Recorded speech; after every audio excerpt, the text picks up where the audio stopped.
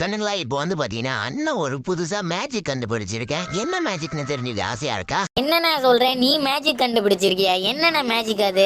ஓடி என் தலைவன் மேஜிக் கண்டுபிடிச்சிருக்கான். வேற லெவல் டே. அது ஒண்ணுல தம்பி, சின்ன மேஜிக் தான்டா. அதாவது எப்படின்னா, நீங்க வீட்டு மேல நின்னுட்டு போடுற எமோட்டை நான் கீழே இருந்தே சொல்லுவேன். மேல போயிட்டு மோட்டு மேல நின்னுட்டு பாத்துட்டா. டேய் தம்பி, உன்னெல்லாம் மூட்டை பூச்சி நசுக்கிற மாதிரி நசுக்கி சாவடிச்சாதான் சரிப்பட்டு வருவேன். அண்ணனே கலாய்க்கிற நீ.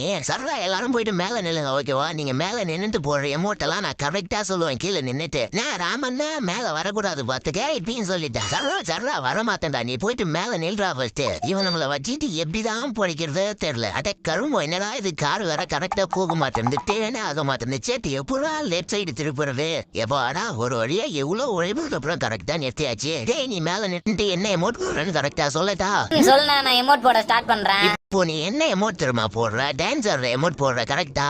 எப்படின்னா சொன்னேன் கரெக்ட்ண்ணே. தொழில்